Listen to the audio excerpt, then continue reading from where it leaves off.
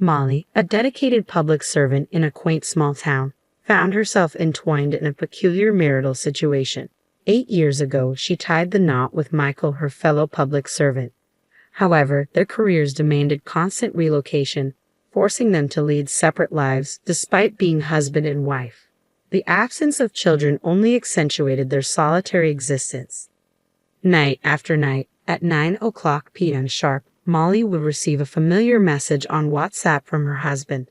"Damn, I have a meeting tonight as well," it would read, followed by a brief exchange about their uncertain reunion. This routine, albeit predictable, was the closest semblance of communication they shared throughout their marriage.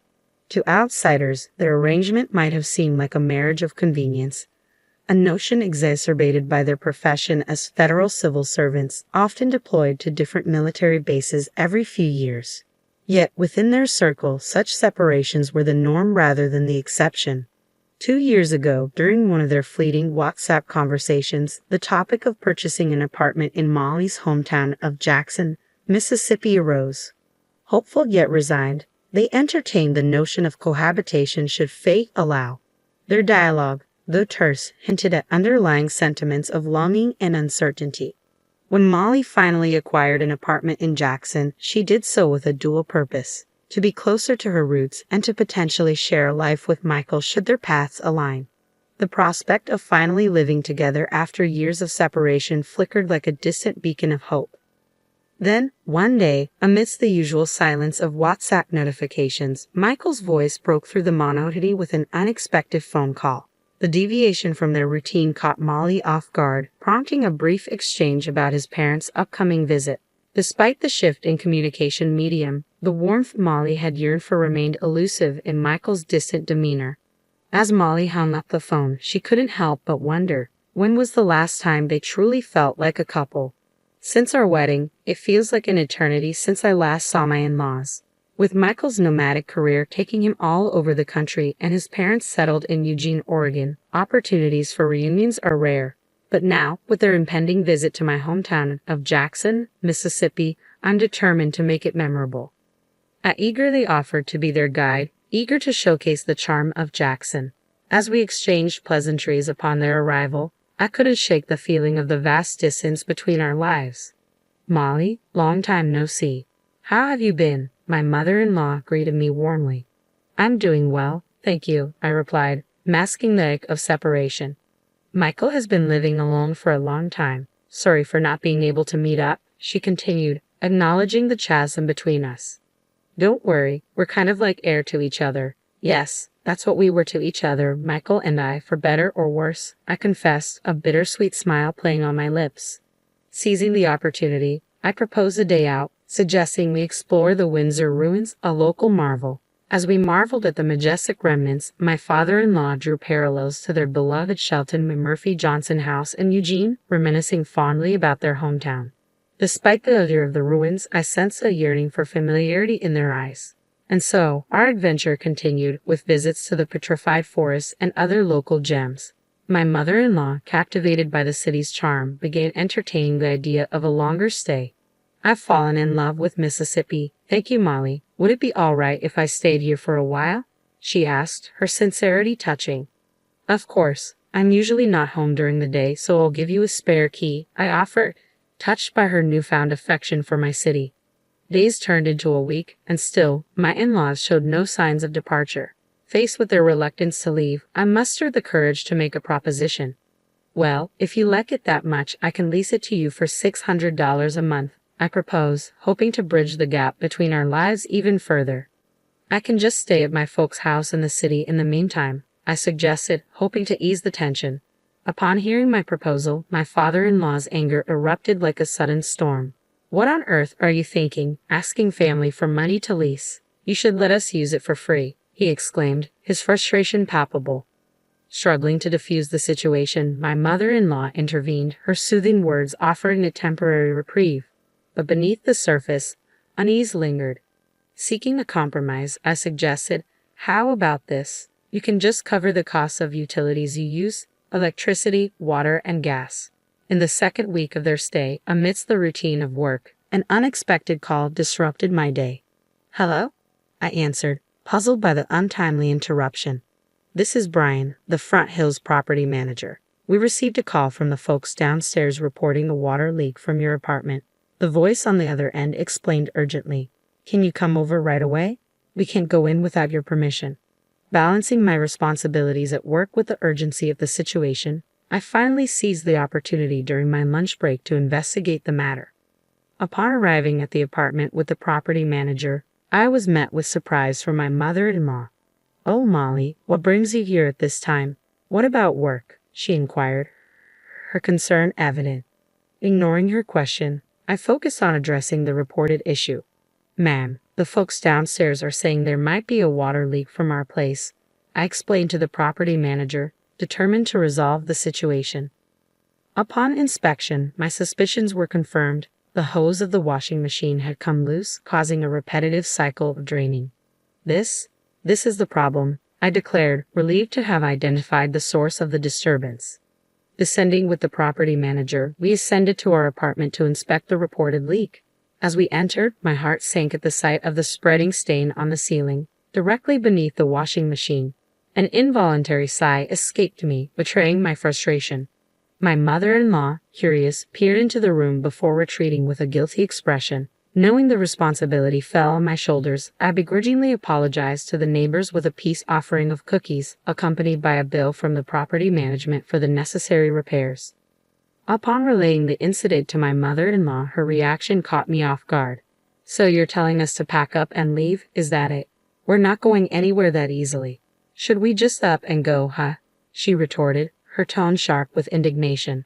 The complaints continued unabated. Another call from the property manager revealed a new issue. My father-in-law's nightly balcony serenades were causing a disturbance.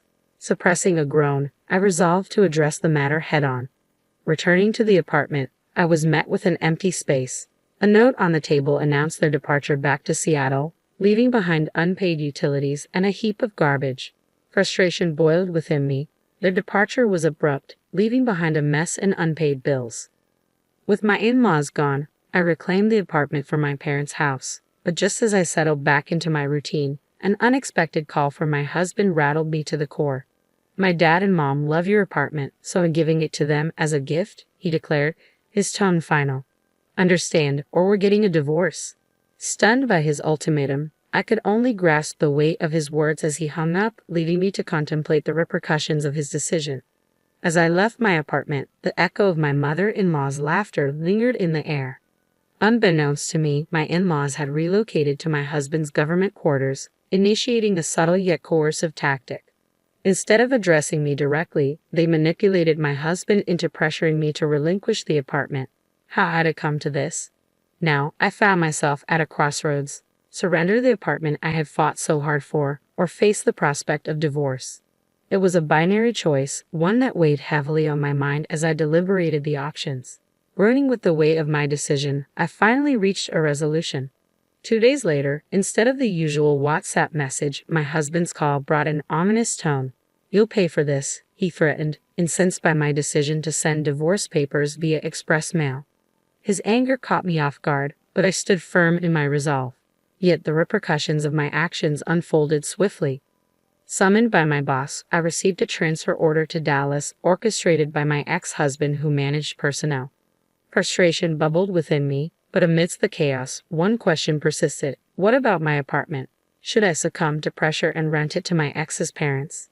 Seeking clarity, I sought counsel from the legal affairs department at work. Their verdict was clear. With no ties to my ex-husband, I had no obligation to accommodate his parents either. The solution was simple: rent out the apartment as a landlord. Empowered by this revelation, I contacted my in-laws who had returned to Portland and proposed renting out the apartment upon my transfer.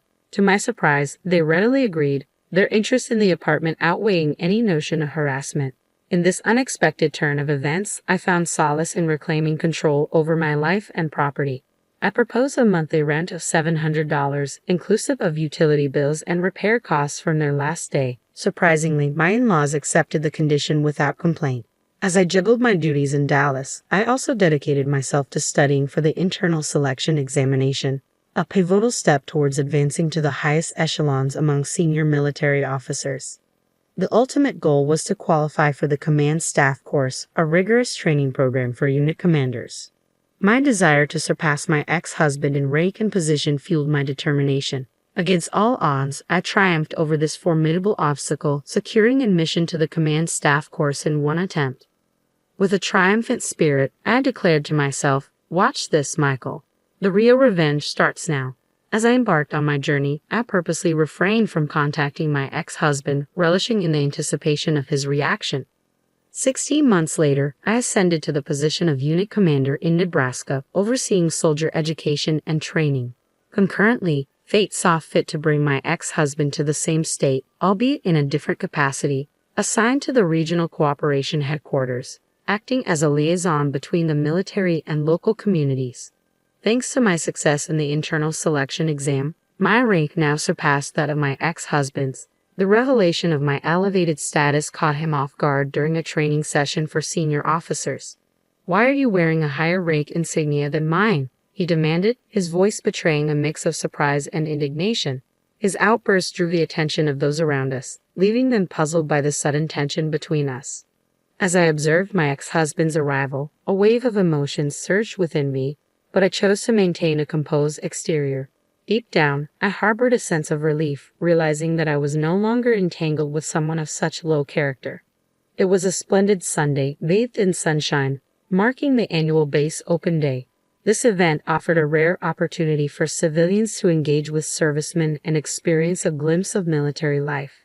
As crowds marveled at the displayed tanks and immersed themselves in simulated combat training, excitement filled the air.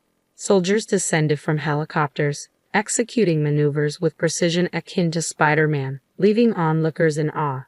From photos with soldiers to souvenir merchandise, attendees reveled in the festivities. Amidst it all, I, as a training coordinator, manned a booth offering civilians a chance to experience the forward-leaning rest position alongside active servicemen. In the midst of this bustling atmosphere, my ex-husband made an unexpected appearance, accompanied by members of the Parents Association. The sight reignited the suppressed emotions I held towards him and his family, stoking the flames of revenge within me.